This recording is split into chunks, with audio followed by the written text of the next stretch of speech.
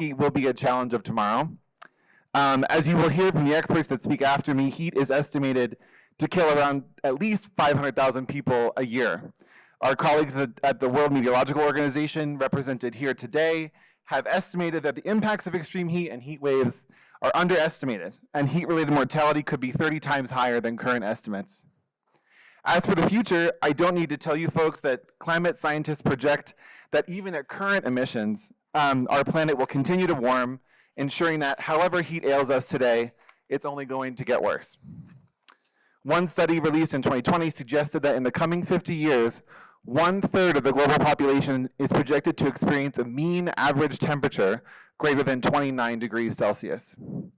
The truth is that heat not only threatens our lives, but also our livelihoods. If it's too hot, people cannot earn a living.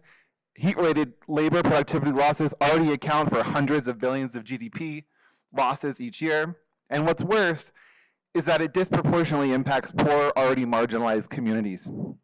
The ILO estimates that heat will impact over 70% of the global workforce, including outdoor and informal workers in agriculture, construction, manufacturing, transportation, and other industries. I sit on the health team at the Rockefeller Foundation, and as such, we're looking most closely at this from a public health angle. In the face of health shocks like extreme heat, the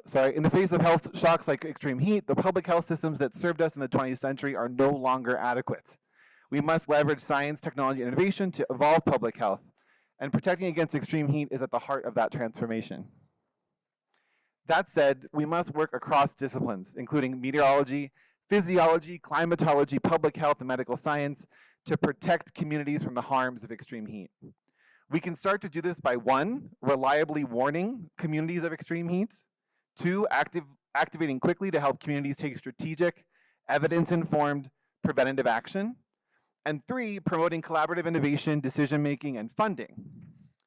The Rockefeller Foundation is supporting communities and their leaders to take life-saving, cost-effective, climate-informed health action, just as we supported the science, institutions, and infrastructure needed to tackle past public health challenges. We're now doing the same to address the climate crisis, which, as many of you know, is arguably the defining health challenge of our time. As part of our 5-year, $100 million commitment to protecting health in a warming world, the Foundation is working to save lives and protect livelihoods by doing the following: driving action at the highest levels by supporting the development of global norms and mobilizing high-level political support for climate-informed health action, strengthening the evidence base and elevating scalable solutions, and advancing partnerships to protect health from climate threats like extreme heat. I sincerely hope that each one of you folks will join us in this effort, but that's enough from me. It's time to hear from the real experts in the room. I have the pleasure of handing over to Professor Cara D. Wright of the South African Medical Research Council. She's a chief specialist scientist leading the Climate and Health Research Program. She holds roles at the University of Pretoria and the University of Johannesburg. Her research is in environmental health epidemiology to understand climate change and air pollution impacts on human health and well-being to inform adaptation interventions and policy development in South Africa and across the continent. Dr. Wright, thank you for moderating today, and over to you.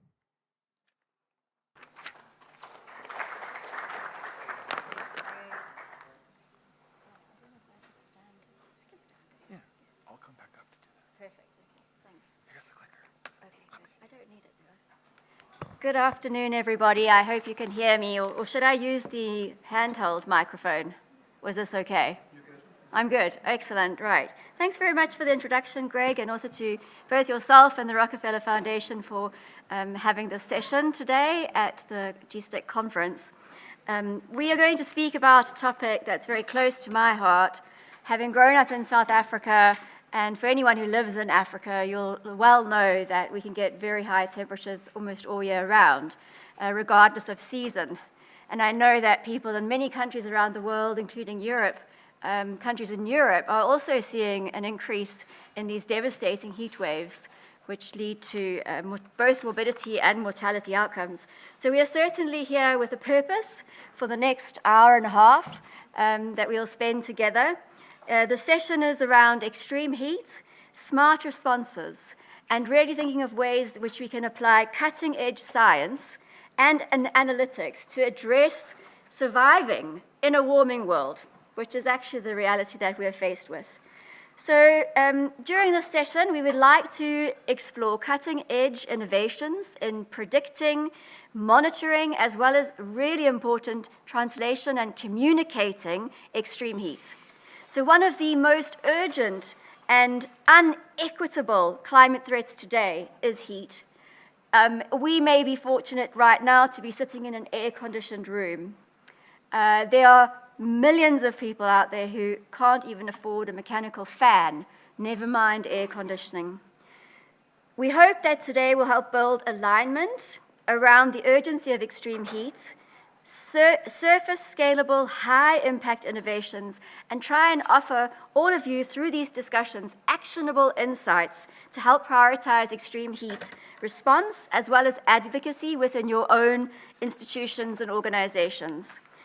So we hope to be able to share with you or showcase some successful examples from 3 different climate vulnerable regions and really try and inspire a great orientation towards how the latest science and technology can really directly inform what the world is doing to address the impacts of extreme heat. We've split this session up into 3 parts. So we're starting now with a shared understanding of what heat is. That's the first part of it. We're going to do a short Mentimeter, so please have your phones handy. I'm sure you do have them already. Just to get a sense of who's in the room and why you're here and what your work is or isn't. If it isn't, that's fine too, in relation to heat. Then we're going to explore some innovations, and we'll have participants come up and give some lightning presentations. And then we'll close with some Q&A and some integrated discussions, hopefully unsurfacing or resurfacing some opportunities for action. And then we'll close again with another short Mentimeter so we can all hone in on our key takeaway messages. So without any further things to discuss, I think we can move to the Mentimeter. And Greg is very kindly going to run it for me. If I can figure it out.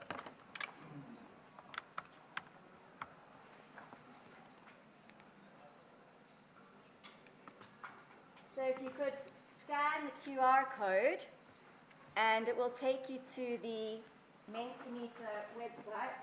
Put a mic on. Is this? Yes, it is. Oh, look at that. So yeah, scan the QR code, and it will take you to the Mentimeter website. If you don't know how to use a QR reader, you can also go to menti.com, and it will allow you to insert the code, and it will also take you to the same website where these questions are posed. So we'll just give everyone another 2 minutes to figure out QR readers or the website. So you should see it on your phones now. Is it working? Yeah. Cool. Yeah, let's just give everyone a chance to get there.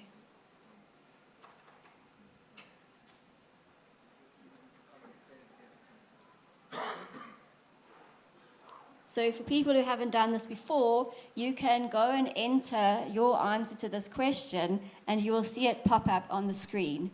And so it's a way to give everyone in the room a voice, and we can then see what your thinking is. So we've got hearing about efforts and effective interventions on heat and health.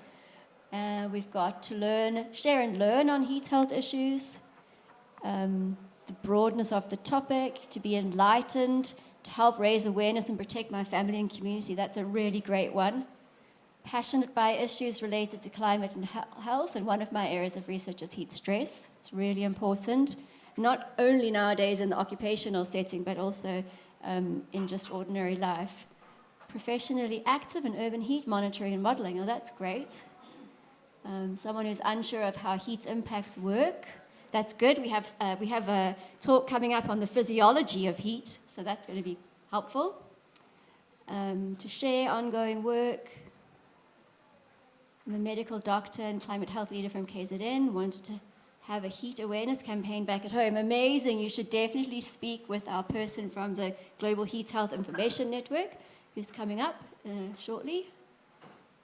Use analytics and application to a real-life problem to help our institution environment monitoring. These are really great insights. Thanks. Let's go to the second question. So how does your work intersect with heat? It doesn't matter if it doesn't, but if it does, we'd be interested to know. Please. It's interesting that this doesn't appear there. It's because it's on the other.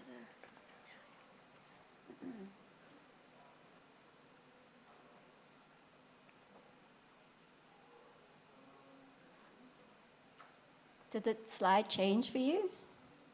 Yes, okay, good.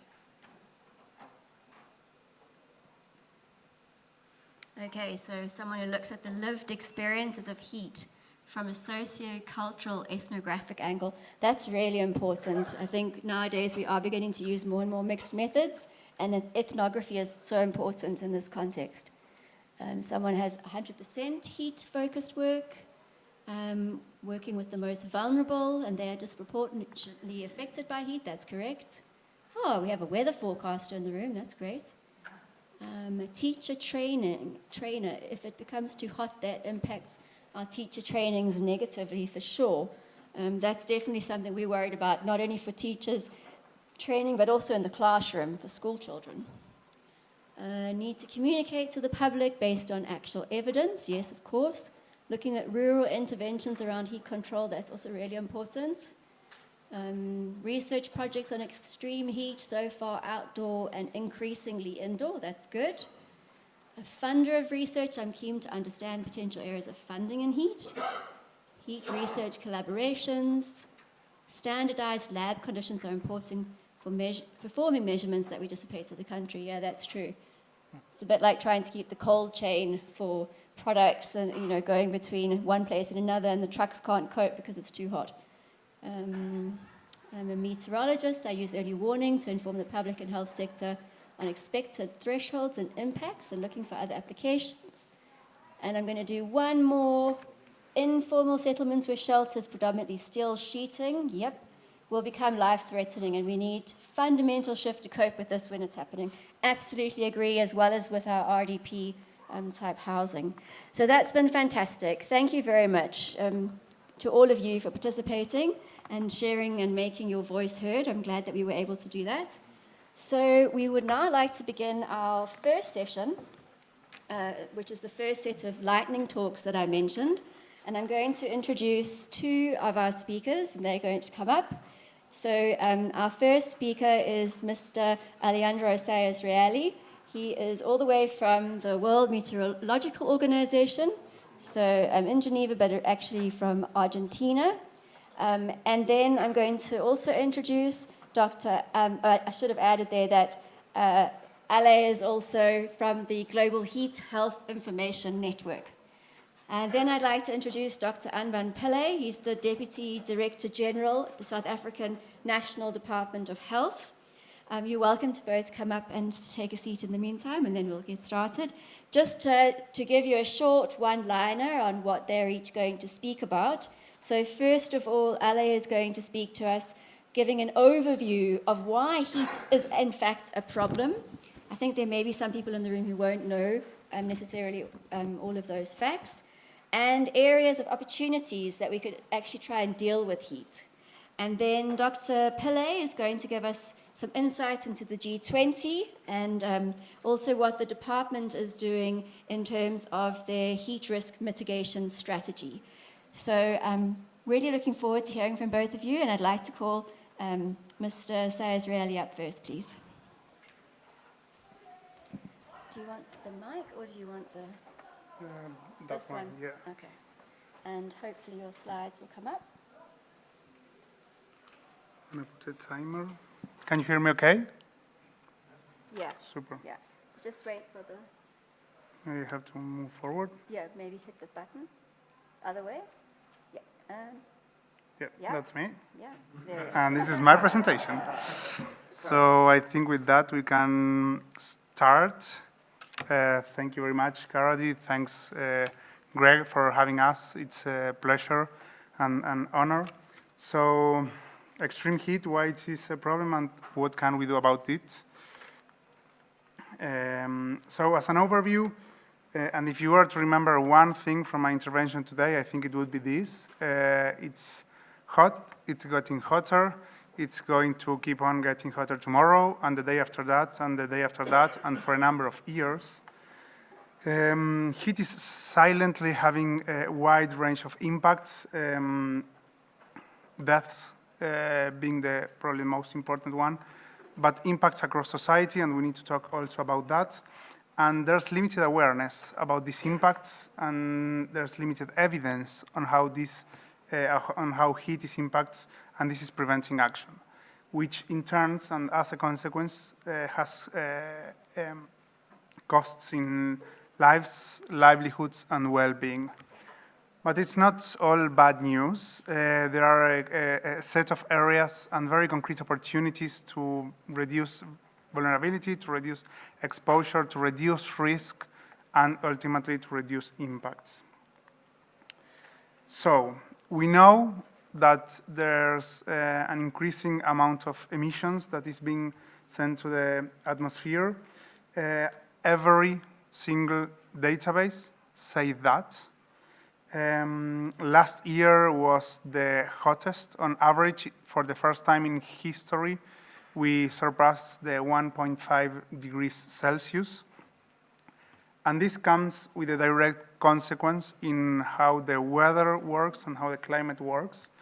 So basically what we're witnessing and what's going on is shifting towards extremes.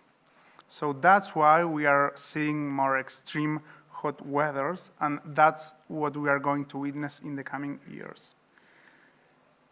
And regarding heat waves, what we are seeing are 4 different types of changes. Higher heat wave frequency, which is more events per year, and on the bottom left you can see, this is information for the US, but this is happening, I mean, it's also true, similar pattern for Argentina. We just heard from Tatiana from Mozambique, similar pattern. Nick also mentioned something for other places as well. This is pretty much what's going on in many, many places, not to say everywhere. Regarding frequency, we went from 2 events in the 1960s to over 6 in the 2020s. Heat waves are lasting for more days. They are lasting longer. The season within which heat waves take place also is expanded. Back in the 1960s, the heat or the hotter period per year was in average 20 days. Nowadays it's over 70. So that's threefold, over threefold. And think on the consequences, for instance, in agriculture and food production. What happens if there's extreme event within a very critical stage of the crop? Well, that's a direct impact. And also on intensity. These are just some examples from last couple of years where temperatures surpassed the 50 Celsius degrees. We are now entering into areas where it's going to be unlivable. And also what's thankfully improving is our understanding on attribution. That is establishing a direct relationship between the occurrence of extreme weather event and the relationship with climate change, anthropogenic climate change. And this is just one example. An extreme heat wave in the Philippines from last year wouldn't have happened without climate change. Then with the 1.2 warming, we already surpassed that, but with 1.2, it's an event once every 10 years, and we are going into one event every 2 years with a 2-degree warming. And heat comes at a cost. Almost 500,000 deaths per year based on estimations. Also, Greg mentioned the 70% of the workers globally. It's over 22 million non-fatal injuries. That impacts productivity, that impacts businesses, that impacts GDP, school as well. Children cannot go to school and they are missing attendance. We talked about food production. Also food insecurity. People, mostly informal workers, heavily rely on going out every day to bring money home, and if it's to work, they cannot. So there's also a strict relation with increase of poverty. But again, it's not all bad news. There are some concrete areas where a lot can be done. At the Global Heat Health Information Network, we work with a wide range of stakeholders, researchers, policymakers, practitioners, and this is what we've learned through the last few years. I won't stop on everyone, just on the first three for a matter of time. But number one is heat governance, and I won't get tired of stressing this enough. It's probably one of the best areas where we can invest our effort. Whether it's a heat action plan, whether it's a wider coordination mechanism, we need tools to make sure that we bring everyone to the table to have a better understanding on how heat is impacting several sectors and what can be done collectively on that. Aside from heat action plans and heat governance mechanisms, we are talking about protocols and regulations for workers, whether it's indoor or outdoor or athletes or particularly vulnerable groups. We need more information around them. Policy alignment at the national to state or provincial to municipal level, that's usually lacking. And heat-centered processes, that's also uncommon. Area number two would be to work on establishing a connection between research and the way we make decisions. In a nutshell, it's making evidence policy relevant and making policy evidence-based. Because there's a lot of very rich information out there, evidence and research, but it not always arrives to the hands of the decision makers. And I'll have two more slides. So we're talking about vulnerability and risk studies, impact-based warnings, use of standardized metrics to understand better how heat is impact health and many other sectors, climate attribution studies, like the one we mentioned with Philippines. For instance, understanding which are the most effective heat-centered interventions. What's the best bang for the buck? We don't know that. And we are doing work with researchers to answer that question. And the third big area is shifting towards heat-centered planning, particularly at the municipal level with mayors and public officials. We're talking about improving thermal comfort, low carbon cooling, shading, public spaces, use of greenery and nature-based infrastructure. There's evidence, for instance, having a tree cover of 30% will prevent 1 in 3 deaths from the urban heat island effect. Then we're not going or fostering that adoption as fast as we should be doing so. So at GEAN, we try to do 3 things, which is connecting people and institutions and bringing them to the table, accelerating the generation of knowledge, and using that information to accelerate action. There's a very big array of sectors and areas of work. We are very keen to hear from you to understand what you're doing, and we are actively inviting you all to reach out to us. You can scan that code, subscribe to our newsletter, and start a conversation. We would be very happy to do so. Thank you very much. Thank you very much, Ale. That was extremely interesting. I'm fascinated by the tree cover increase being associated with prevented deaths. That's certainly something to speak more about. I would now like to change the slide, seeing as I now know there's a slide for the speaker, the other way, to please ask Dr. Pele to come and share with us his thoughts. Are you good with the mic? Or this one? I think I'll use this one. Thank you very much. Thank you for the opportunity, and good to see some new faces talking to you about climate and health. Thank you to the Rockefeller Foundation for organizing this and being a very big supporter of climate and health, particularly for the Department of Health. So I'm going to talk to you about the G20 and our engagement around climate and health, and a little bit about our heat and plans around the heat stress that we anticipate would be coming or is here already. So the South African presidency of the G20 represents a critical opportunity for us to move from dialogue to concrete action. Prior to South Africa's presidency, Brazil held the presidency and made some significant strides towards dealing with the issue of climate and health.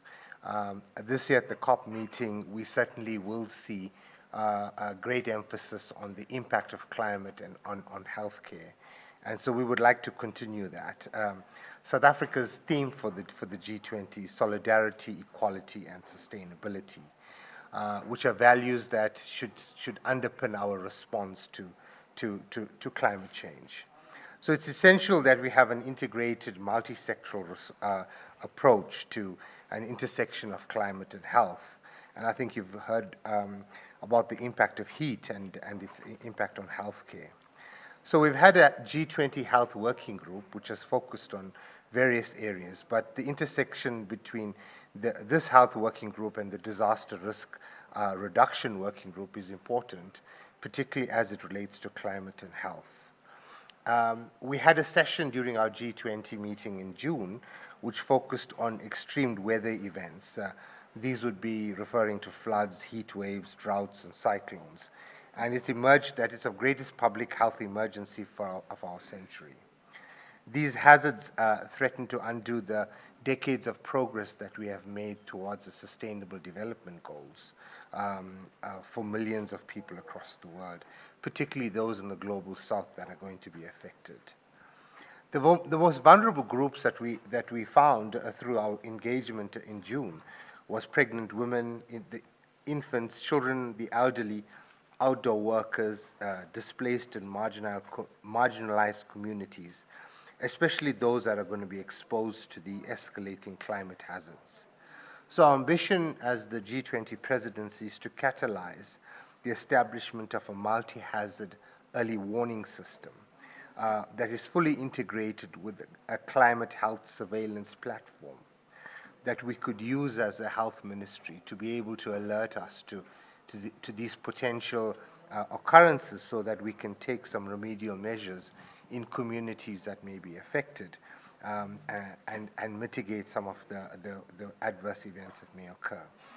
To achieve this, it's imperative the G20 countries institutionalize a cross-sectoral task force that will be able to scale up financing such as health-focused climate bonds as well as taxes that are embedded within the health system. So the urgency of our risk cannot be understated. The frequency and intensity of climate-related health emergencies are certainly outpacing our current systems and financial models that exist.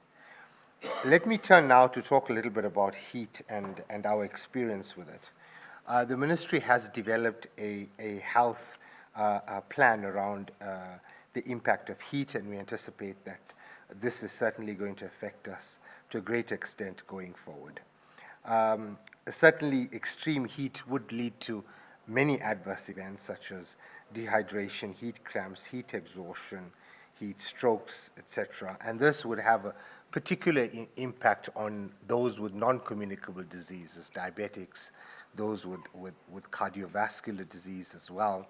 But it also has impacts on those with mental health diseases, as it causes anxiety, irritability, interpersonal violence, and gender-based violence as agitation and other impacts of extreme heat take hold. There are also potential risks for vector-borne diseases, including malaria and other diseases, which I think we need to be aware of. and potentially model as to whether there would be areas in the country that would now have higher incidence of malaria than maybe previously they didn't. The elderly, infants, as well as young children at the highest risk. We have evidence that the impact of heat on pregnancy is an increase in preterm births, and there's some data that's come out around that. So certainly we're seeing that through our facilities.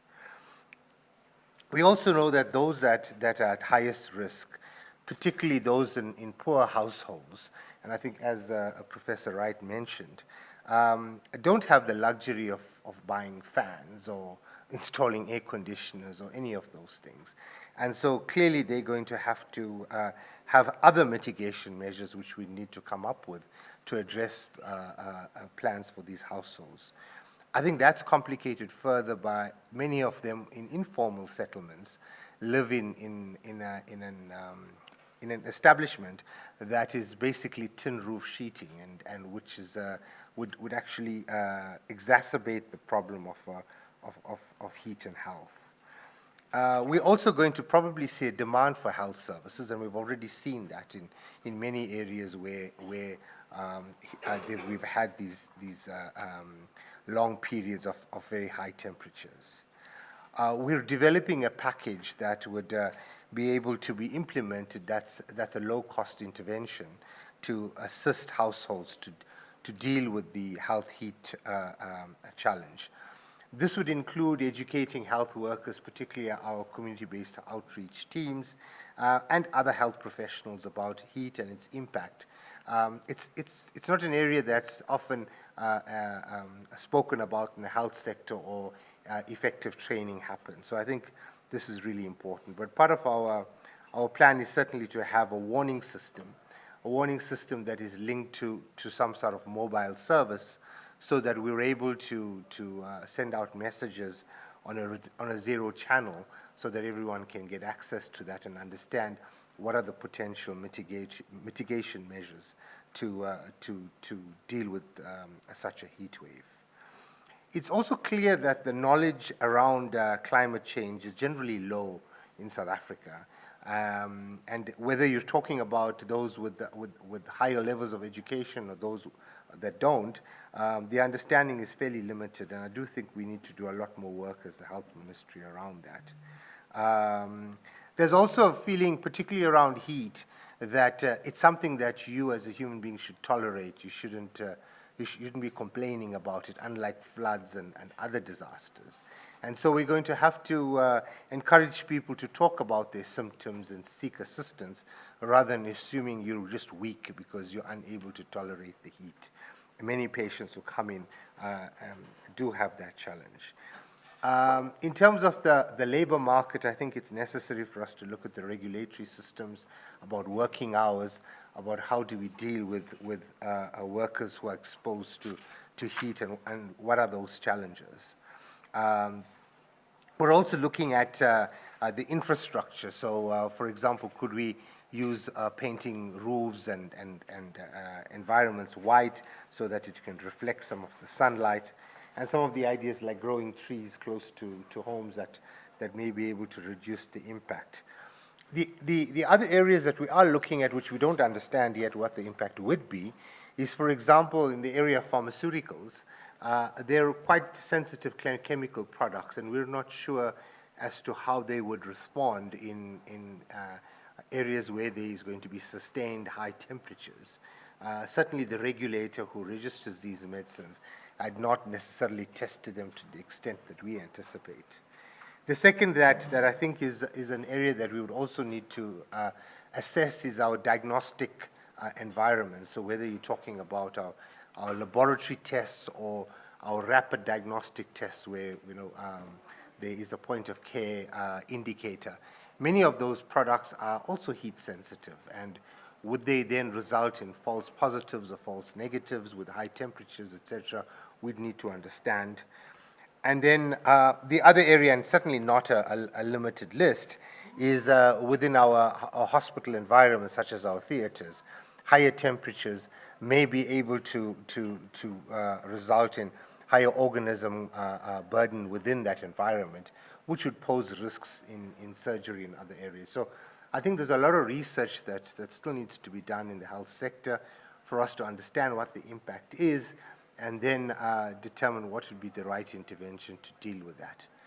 But I'd like to thank Rockefeller for setting this up. I think it's important to have this conversation and start sharing the information we have, and hopefully through the G20 and other structures we can share that with our fellow countries and try to mitigate some of the impacts. Thank you very much.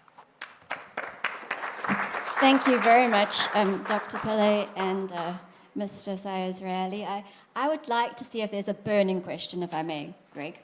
Is that okay? I'm fascinated by the systems approach that one needs to take when it comes to health and the impacts of heat on health. I hadn't thought about the rapid diagnostic testing potentially being affected. And obviously this could be the case for many different types of instruments as well. Is there a burning question from the audience for either of these two speakers? Because they are going to step away from the podium, and I'm going to call on the three final lightning talks. Yes, you have a question? Oh, thank you very much. Could you please say your name and where you're from? I was David Ngubuka, maybe it's SRC fund, SRC, HSRC. My question is directed to Dr. Pillay. In South Africa, we realize there's the health rush with this. I don't know. Sometimes they are legal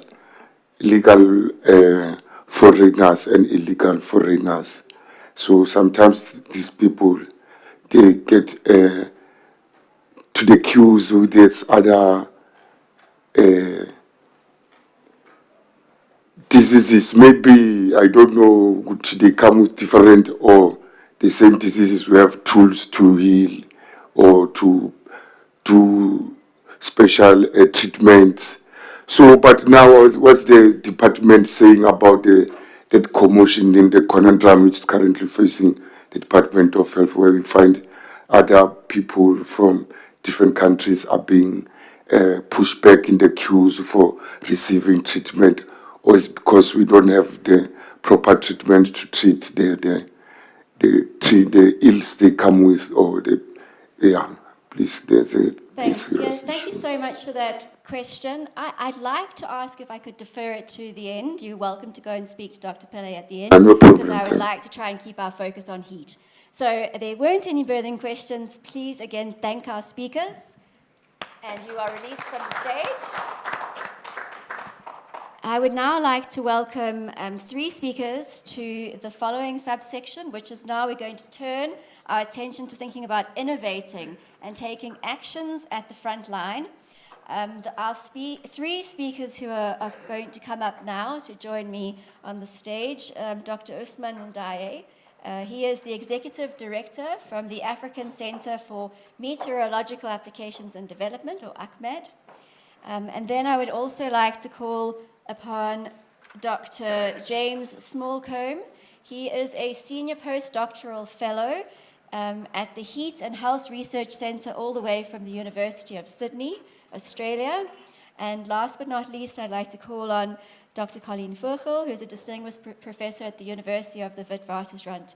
So we are now going to have a perspective, first of all, from Dr. Ndaye about regional centers of excellence in Africa to support country innovation. Then we're going to hear from Dr. Smallcombe, who's going to talk to us about physiology-sensitive policies at a national level in Australia. And then Dr. Vogel is going to focus in on the city of Johannesburg and talk to us about heat health early warning systems that are actually responsive. So please come and join me on the stage. And Dr. Ndaye, it's over to you first. How are you? I'm good. How are you? I'm doing fine. Do you have slides? No, it's fine. This one goes. Yeah. Excellent. Thanks very much, and thanks for the organizer. I think it will not be enough to talk about heat. It's really a big problem. As Ale was saying, it's a silent killer. So Ale gives the perspective on the continental, and actually I'm part of the GEAN, Global Heat and health information network. But also I work in the region of Africa. So what are we doing in Africa? How can we ensure that this question of health is taken into consideration? Of course, we start with the starting point is the data. Without data, without evidence, we cannot do anything. So we try at AGMAT to ensure that we have a database on climate and health at the same time so people can do some work and do some evidence and ensure that all those new approaches can have data like AI and others. Also, it's important for us to ensure that there is exchange on good practice. We know that many things have been done in Africa. Being at the continental level, we can always document the good practice and ensure that people are exchanging. Because heat is everywhere. Somebody was talking this morning about One Health. So heat affects everybody and everywhere, and plant and animal and everything. So how can we, some countries that have the means and develop some methodology, some approach, how can other countries can benefit from it? So at AGMAT, we are there also to document all the best practice to ensure that people know it. Of course, training for us is very important, and trainings. And we are establishing with WMO also what we call a climate and health desk. The idea is we have two communities. We have the health community, public health in general, and we have also the MET community, the climate community in general. So we think that those communities need to talk to each other. Because this problem, to tackle it, really we need to get those people working together. Not only one doing it, but to doing it together. Because it's a climate problem, but it's also a health issue that need to be dealt. So we think that at AGMAT, we will invite some health and climate expert to come and to spend a few months, not just weeks, but few months, to work together on a problem, a specific problem on heat. Either it could be early warning on heat wave. It could be having a bulletin on heat wave, for example, as some countries have already. It could be a new methodology in terms of defining heat, because we talk about it, but the good question is, how do we define the heat wave? All those questions, we need to tackle it, and we need to do it, and ensure that at the country level, people start implementing it. So we are a continental, but we want to ensure that at the country level, people can do it, and we are establishing this climate and health desk, and we want really people to come to exchange experience and to ensure that they get things. Talking about exchange also, we think we need more than just those kind of organization to having a really meeting only dedicated on heat and health. We want at least to have once a year the community meet and talk about only this question. All those facets of heat and health, the problems, everything that we are discussing here, ensure that people exchange, and we know the state of science of it. What are the advancements? What people have learned so far, what people have published, what people have done in the field, and people exchange. Of course, it's not only Africa. We are focused in Africa, but we want everybody who is publishing on that and working on this heat wave can come on the workshop. And we are thinking also of the early career, the youth. Also, we need to have a special, what we call summer school for them. We think that training, hands-on training on how to do things is important. It's not just a workshop, but it's really a training where people come. In the morning, people will get hands-on and get explanation on those ideas, getting information. It's like just a school. In the afternoon, people can work on their own project from their country. Coming from their country, you come with a project defined very well. It will be a call, open call, now on the summer school. People will submit, and we'll select some people to come and to implement it. And we have very senior experienced people who will come and do kind of advising them, showing them how to do and how to move forward. So that's the summer school that we think we need to do it at the African effort. Of course, innovation. Innovation is very important. Of course, I was talking about the definition of heat wave. What is the heat wave? It's a very easy question, but I think it's very difficult to tackle. The climate people have their 19th percentile or whatever. Some other people, you have the clinic definition, when heat start giving problem in the stress, and other people have definition. How can we define heat health? And what kind of parameter do we use? Temperature is enough? Temperature combined with humidity? Or the black bulb temperature? Can you look at me? How can we define heat health? That's really a question we need to tackle before we starting doing that. So we need to discuss it as a community and come with a definition. So we need those question innovation. So vulnerability, people talking about vulnerability and vulnerability. How? What are the vulnerabilities in this health? What kind of parameters? And how can you combine them to weight them? Those are the questions we need also to discuss. Of course, another thing is the measurement, ensuring that we have the data, and ensuring also in the health community, they start documenting really when a heat event is happening. Because sometimes when you go diagnostic, people diagnose everywhere, and then when it's heat, you say, yes, heat or not. But how can we ensure that the data that we get from that sector is really related to heat? It's not really general, but heat. And I know industry is much more difficult than that. We were discussing with some hospital. They say it's not reported as a disease that we report. So it's not reporting. Heat not reporting as it is in many, many countries. So how can we ensure that now countries start reporting those heat? How can we have this effort? So what I'm talking about is, as a continent, as a group, how can we ensure that this question on heat and health is advancing? Of course, we believe exchange is important. We believe also using best practice exchange is very important for us. And also AI now, we see that there are some publications that use this new technology AI, how to use AI forecasting in different time scale, in a weather time scale, in a seasonal time scale to define those heats. So it's very important for us. So we try to do that at the continent. And the last, not the least, is about climate change. As Ale showed it very clearly, very nicely, the slide about attribution, we are pretty sure that heat will happen, and all those heat waves we are seeing are related to climate change. How can Africa now put a plan, a heat wave plan for climate change? Ensuring that climate change is happening, and our best adaptation for us is just anticipating, knowing that it will happen, and how can we include that not only on the health system, on the housing. How can we build our future housing? On the roads that are building are black and capturing a lot of heat. How can we do that? So all those questions also need to be discussed at high level, so we try to do that. And also, we had this African Climate Summit too, just finishing, and we was discussing about the policy. How can we influence at the highest level, when I mean high level, I mean African Union, so people can include now this heat stuff in their planning and in their policy to ensure that it's including in the politics in Africa. So that's what I wanted to share at the continental level, and thanks very much. Thank you very much, Dr. Ndaye. That's a very interesting perspective. I'm not sure if everyone knows what the term attribution means. It comes with the word detection and attribution. So first we have to detect that there is a change, and we can have a lot of data to suggest that. And then attribution means that we can actually attribute whatever we are detecting, the change, to climate change.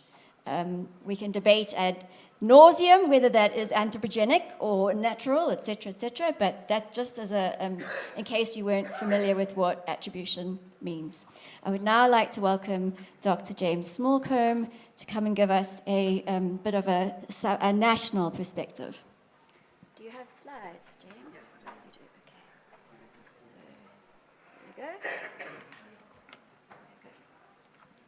Okay, thank you for the introduction, and I apologize. I've just had a bit of a funny turn. So if I sat down, I thought I was going to pass out.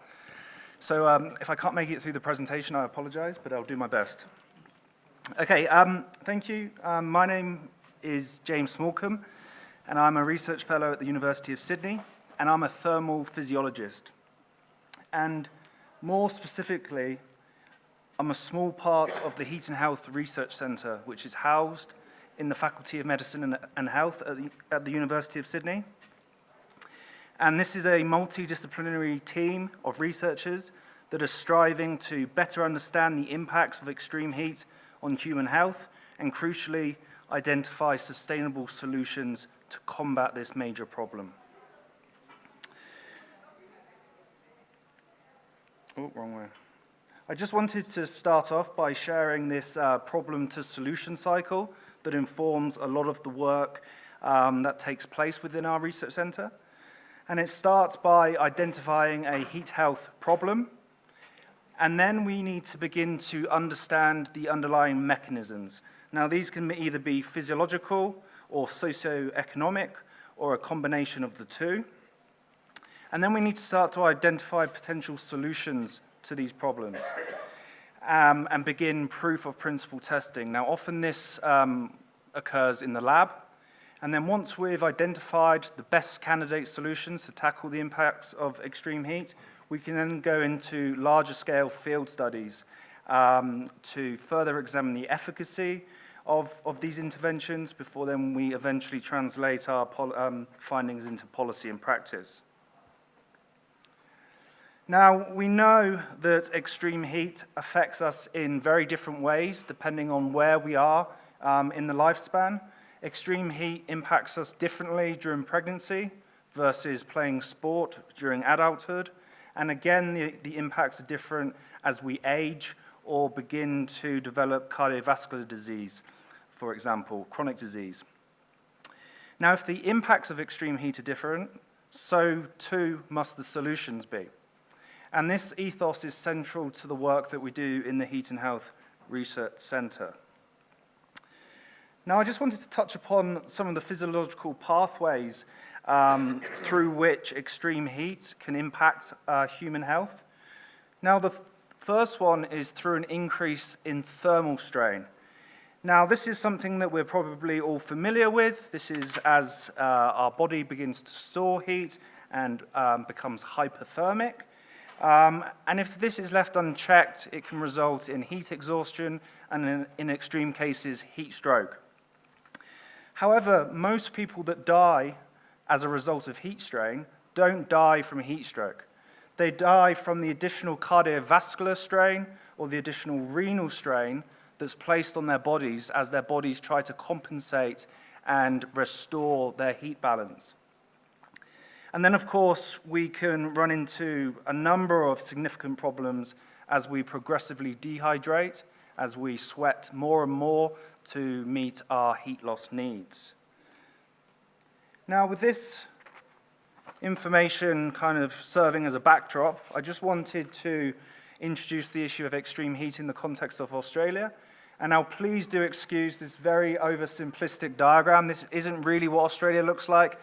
But I just wanted to demonstrate that Australia is approximately 6 times the size of South Africa. And across this land mass, it has at least 5 distinct climates, ranging from very hot, dry, desert-like conditions to very humid, tropical conditions, and everything else in between. And each of these different climates pose different health challenges to the Australian community. Now, in Australia, we do have a national heatwave warning framework, an early warning system, which has been developed by the Bureau of Meteorology. But this is fundamentally based on something called the excess heat factor, which is based on a forecast of 3 or more unusually hot days with unusually hot maximum and minimum temperatures. Now, this reliance on temperature alone is problematic and really only tells half the story. And the reason for this is when it comes to extreme heat and human health, the key issue is the hot person in the hot environment, not the hot environment alone. And there's a big difference there. So it's the level of heat strain an individual experiences, not just the heat stress they're exposed to. It's an important distinction. So what does determine the level of heat strain an individual experiences? Well, there are 4 fundamental environmental factors that are important. There's radiant temperature, so the temperature in the sun. There's wind speed. There's ambient temperature measured in the shade, and there's humidity. But equally important are several individual factors. So one being the rate of metabolic heat production, so the intensity of physical activity or the intensity of work, and the level of clothing that somebody's wearing. Now, all of these factors combined determine the balance of heat going into the body and heat going out of the body. And this ultimately determines our risk of hypothermia and developing heat-related illness. Now, this can be fairly complex to integrate.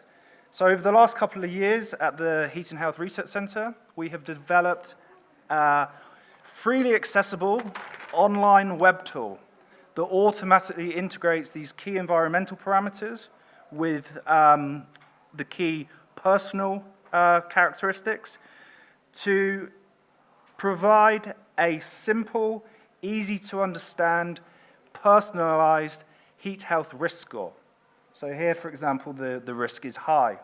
Not only does it determine your level of risk based on your physiology and the environment, it also gives you evidence-based solutions to help protect yourself and your loved ones during periods of hot weather. Now, the way that it does this is it asks you for some very basic personal information, which we'll go through in the next slide, as well as your location.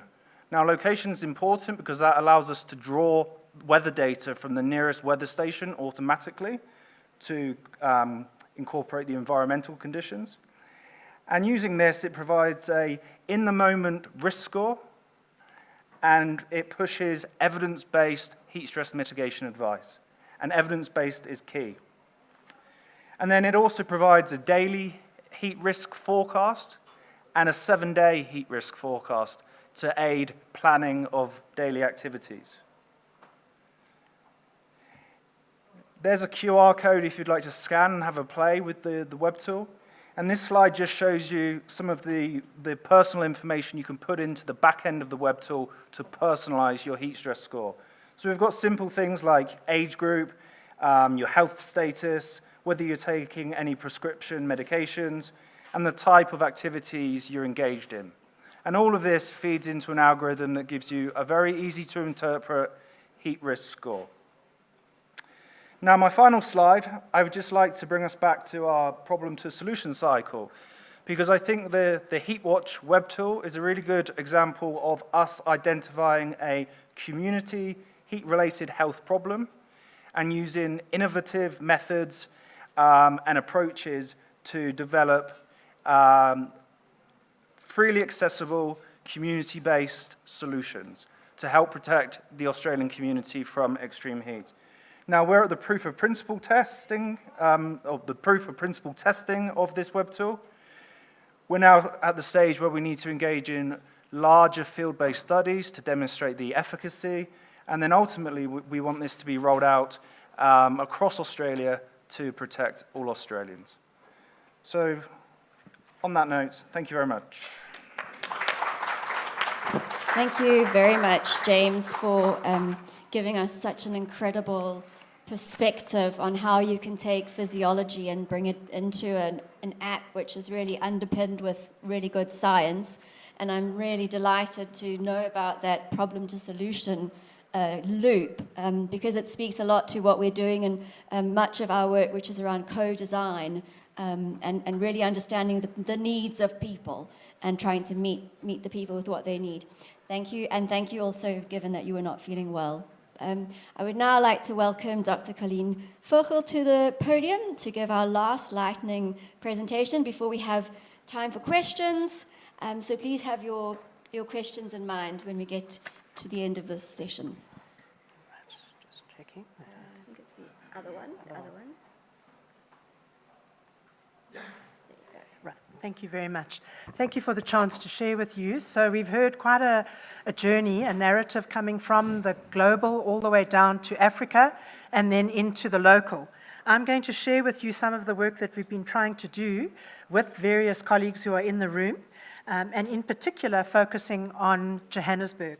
And I'm very glad that my former master student, Bradley Riley, who I'll tell you his story, has managed to leverage from this work and really help us get a handle on heat. I want to talk more about not just multidisciplinarity, but also transdisciplinarity. In other words, not just throwing the science over the walls of the universities or research institutes, but actually working with communities on the ground.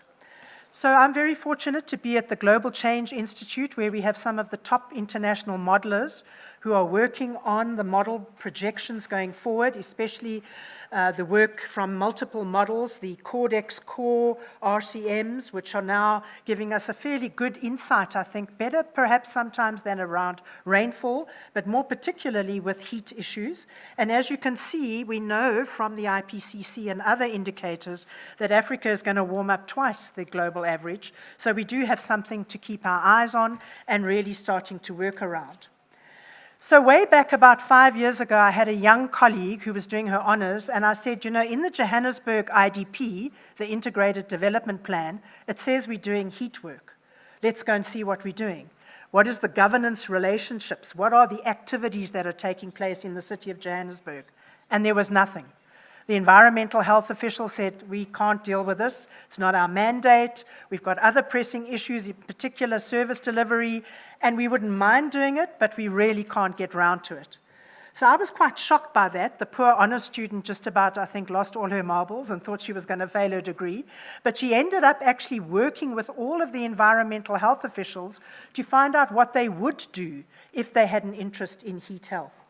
And so that was really the start of work that we did in that one place in Johannesburg. And then Bradley came along and I said, you know what, it's been a couple of years. Let's see what's happened in Johannesburg. I know we have changing mayors, but let's see, maybe things have percolated down into the city and we've had some action. So he worked, and he's here in the room, and I'm sure he'd love to talk to some of you later. Some of you might know him. So he went and did the same kind of study, but now interviewing the heat health officials in the various cities in Gauteng. So he looked at the city of Johannesburg, the city of Tshwane, and the city of Ekurhuleni. And why is this important? I think someone did mention this much, much earlier on. We can have heat action, but we really also need to understand the governance. I think it was our first speaker who pointed to that. Without governance, I'm not sure we're going to get these messages percolating down all the way up from a national level. What he found, as you can see from this diagram, are a number of constraints, and I'll just take you through a couple of those. The operational challenges aren't a shock. They happen in many cities, not only in Johannesburg, staff and budget constraints, fragmented mandates, limited coordination, weak protocols, although we've just heard from the DDG that those are improving, and a lack of training on climate. But the future opportunities were there, just like the first honors student found. People wanted to get engaged, but they felt constrained. To develop an early warning system, to embed heat action plans into the IDPs and not just with the spoken word, build capacity through training, and establish a dedicated heat action plan. So what has happened since then? Well, thank goodness for young students who keep pushing and don't give up.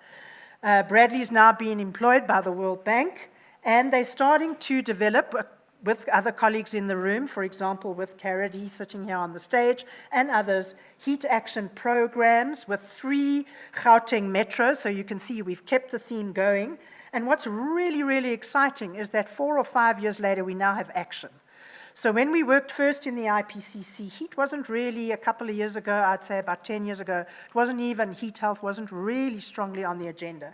But now it's strongly on the agenda.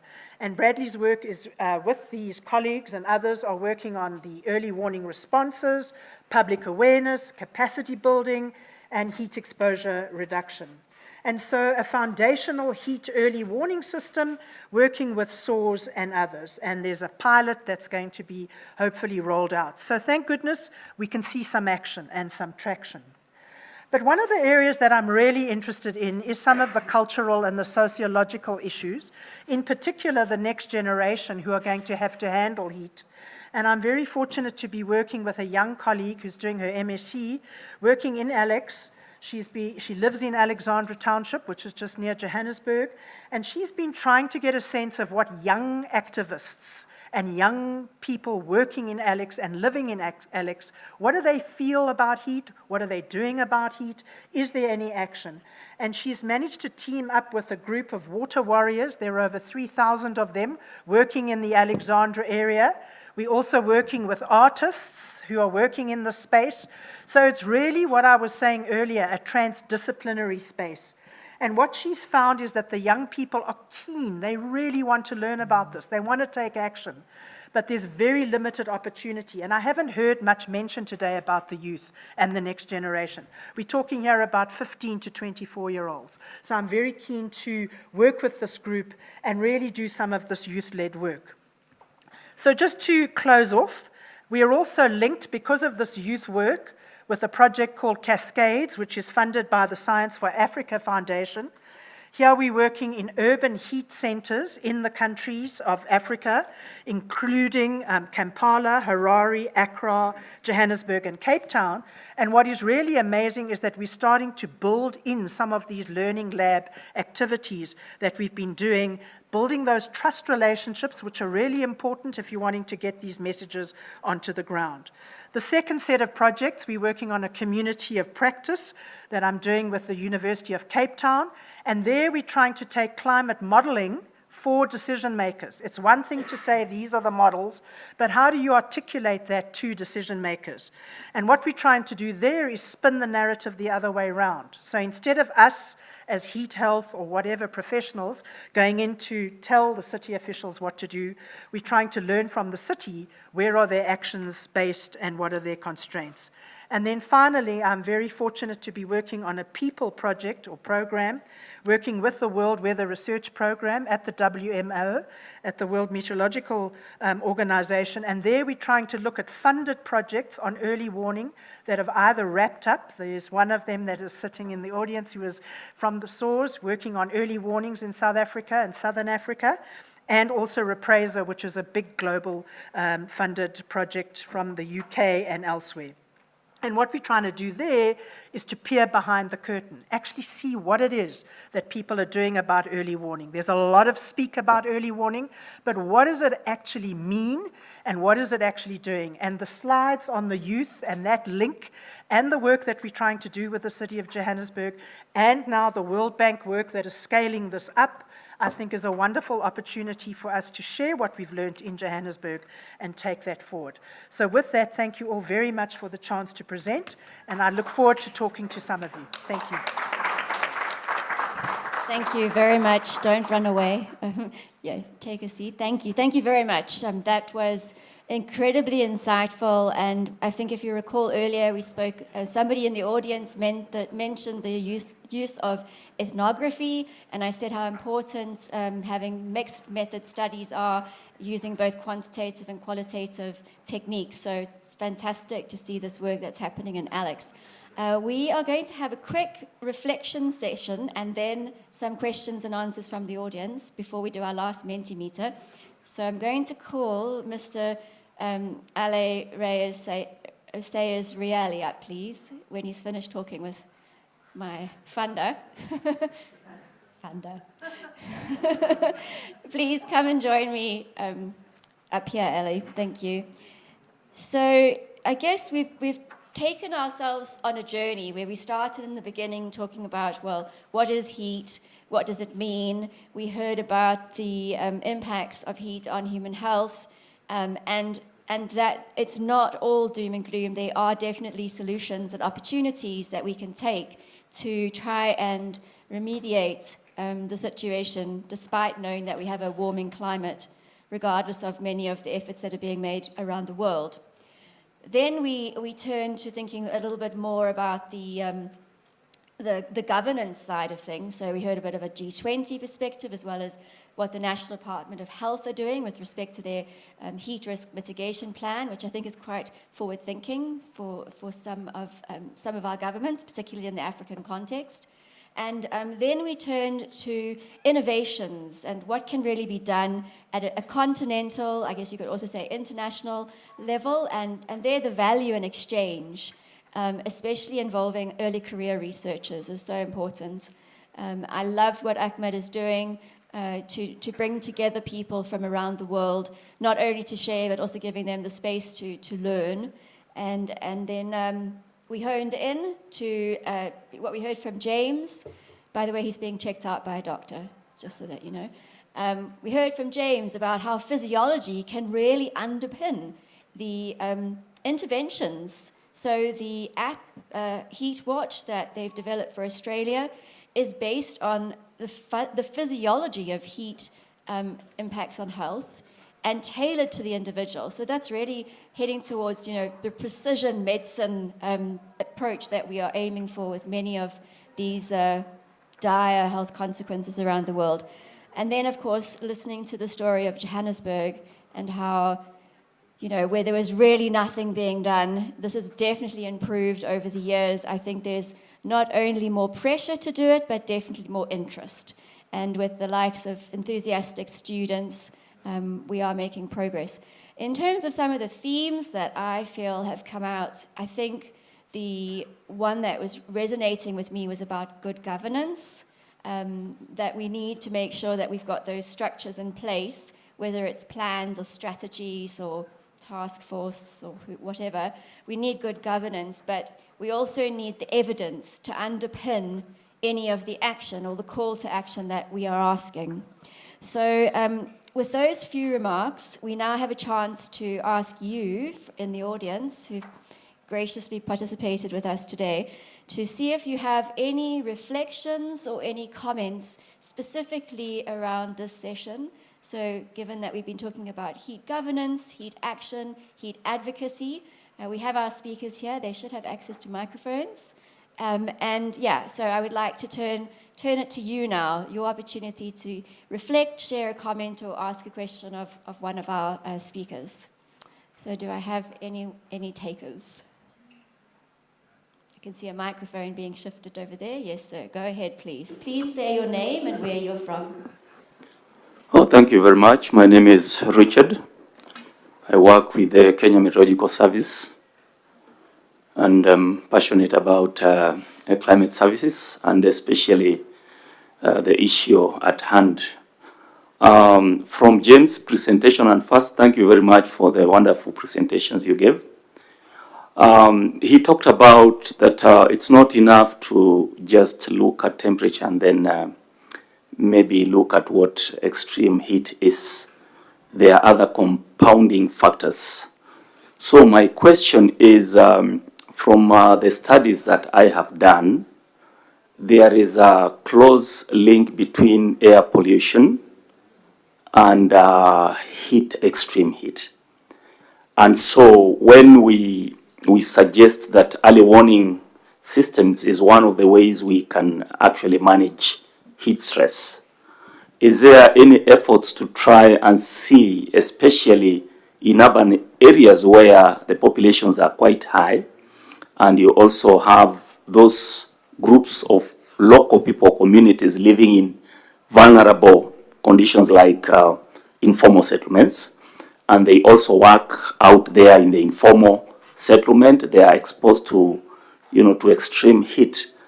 Are there studies or, say, examples that have been done to look at such an issue where you have these compounding factors combining with high temperatures and extreme heat, such that because I know air pollution exacerbates extreme heat and to some extent the related health impacts? Thank you. Thank you very much for that question, Richard. Was Richard? Does anyone on our panel would they like to respond? No? Okay, I can give it a go if you're happy. Okay, I mean, I'm not on the panel, but I guess I'm here because I know about heat. So yes, there is a modifying effect between temperature and air pollution. So, for example, when you do an epidemiological study that's looking at the impacts of air pollution on mortality or morbidity, you have to include temperature because of this modifying effect. In terms of how this is being integrated in the real world, I'm not sure it is. I'm not sure if I've ever heard of an early warning system that, well, I guess the underlying modeling would do it if I've just said that the epidemiology does it. I don't think it comes out as clearly in an app as it would to a person doing the background research. And maybe that's our fault. We should actually make it clearer that when we are using temperature as a modifier for air quality and we're looking at both, what the temperature is or what the air pollution is, we should probably look and present it simultaneously since there is that dual risk. Just the other day, I can't remember where I was, but I was talking about the challenge of people wanting to exercise. So physical activity is obviously an imperative, but in a warming world where in many instances, especially in low and middle income countries, air pollution is high, people are saying, well, you need to go outside and run and exercise. And I'm not sure about what you've seen, but I see a lot of people running early in the morning, which is when we have some of our highest traffic levels on the roads. And clearly that they're running because it's cool and they're wanting to avoid the extreme heat of the day, but they're actually presenting themselves exposure to high air pollution emissions from vehicles, for example. So you're right. I think this is a really difficult challenge that we need to embrace and think about better ways of doing it. Did you want to add anything? No, just to say that I don't think there's many early warning systems that do the combined. I haven't seen any, even in some of the climate work that we've been doing. Yeah, thanks. Go ahead. Maybe to add that WMO as a multi-hazards, multi-hazards monitoring, the WMO is good. And us, Agmar, we are in the African part. So they show a lot of hazards, including dust, pollution I'm not sure, but dust I'm sure. They combine dust and temperature as well. So maybe that program can look at. Yeah, that's a great idea. Is there another question? Yes, at the back. Please say your name and institution. Yes, my name is Jente Broeks. I'm from VITO Research Organization in Belgium. I also had a question for James, actually, which relates to the heat watch. So he said that it's linking the data to the nearest weather station, but I'm wondering how that risks to potentially underestimate the warning when you're, for instance, in an urban context where the situation might be different from the nearest weather station, and people might get a wrong feeling of safety or security in towards the heat, and how they deal with that. Yeah, sure. James, you're in the room. Do you want to put the microphone on? Oh, Hello, can everybody hear me? I've made it back. That's a good question, and I think in an ideal scenario, you'd have on-site measurements, high-quality on-site measurements of the 4 key environmental parameters.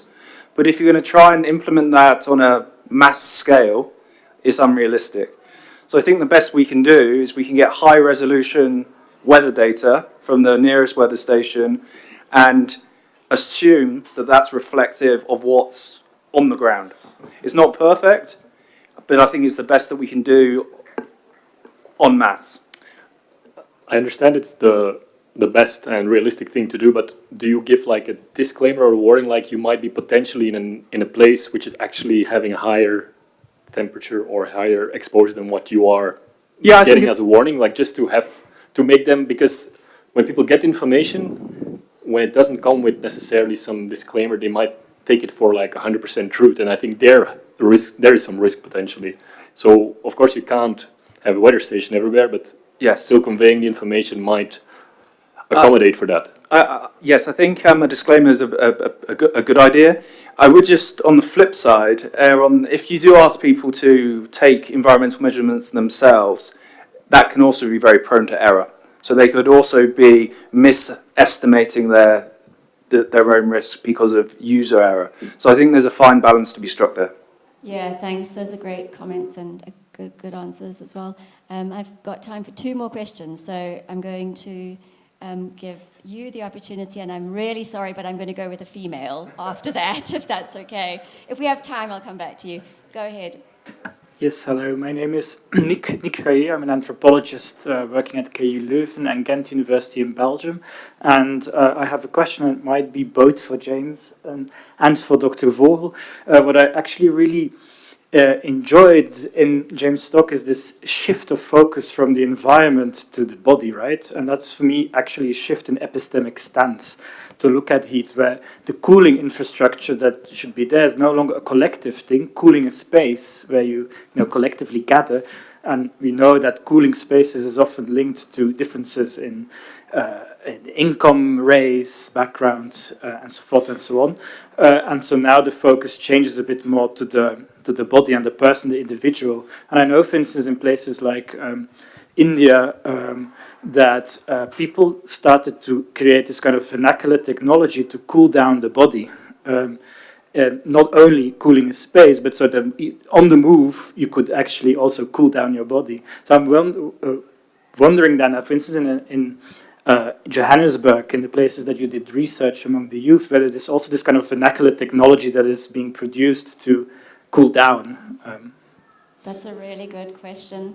Who would like to respond? Colleen, do you want to? At the moment, we haven't. Okay. At the moment, we haven't been looking at that whole kind of process, especially in terms of the personal and the body space. But we've really got some good relations now with also other scientists who are coming from the UK, who are quite interested to try and carry out some of that work. But at the moment, in terms of the details, I can't give you much of those details.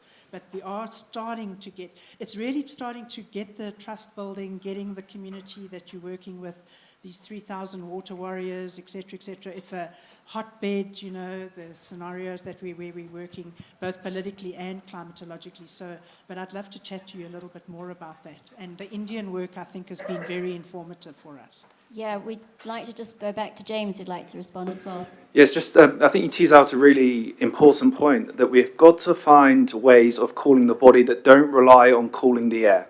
We can't rely on air conditioning. And we know there are lots of really effective ways of doing that. Electric fans, for example, are highly effective in many environments. The better use or the smarter use of water, whether it be to wet your skin or immerse limbs, is another example. So we've got to start thinking outside the box a little bit, away from this notion of cooling the air to cooling the person.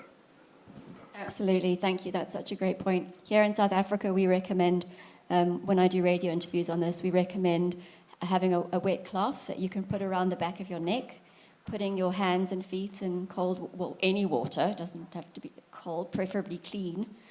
Keeping curtains open in the early hours of the day, shutting them during the middle part of the day if there's direct sunlight coming into the room, and simple things like that can help. Last question or comment.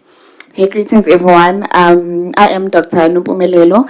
I'm a medical doctor and climate health leader from KZN, currently serving under the KZN Climate Change and Sustainable Development Council member. So I have a lot of questions, and maybe some might link to Dr. Pillay, even though he's no longer here. But I wanted to know what practical initiatives or policy changes do you think are most effective in protecting the youth from the impact of extreme heat, especially in schools?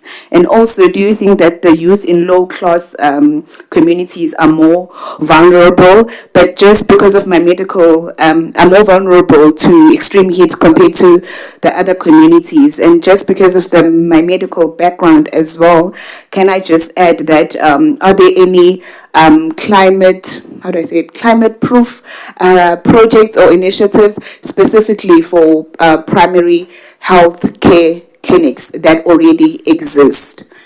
Thank you. That was a great way to wrap in 3 questions. we are done after this, so let's try and answer those. Colleen, you're happy. You're on the panel.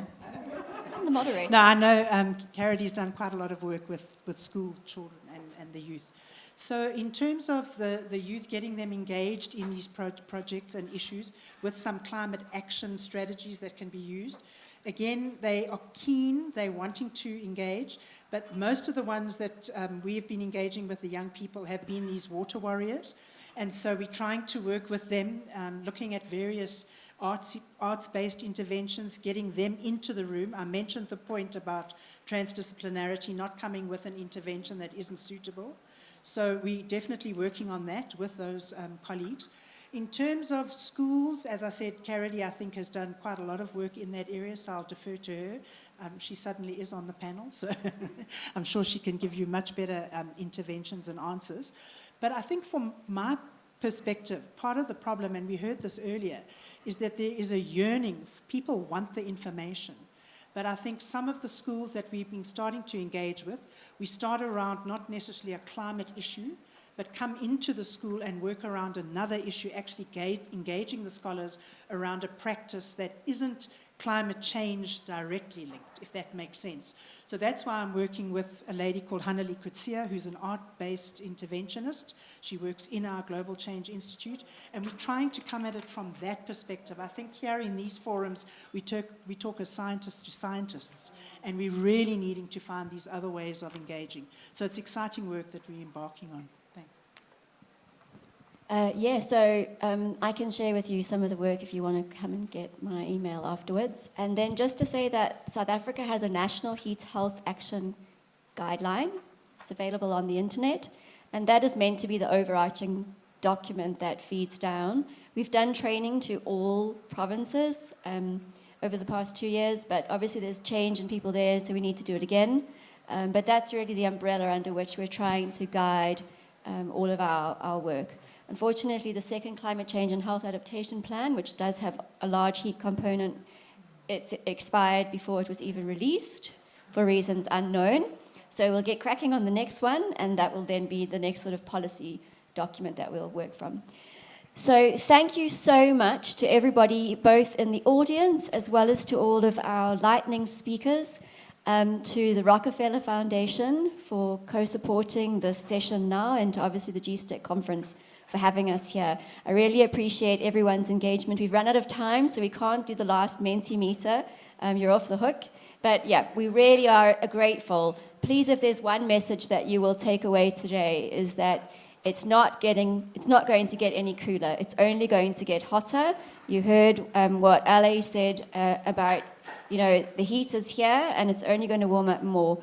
And please try and educate both yourself on what you can do in your own lives to protect yourself from heat, but also those people around you and within your community who you know are most vulnerable. Thank you very much, everyone, and have a good afternoon.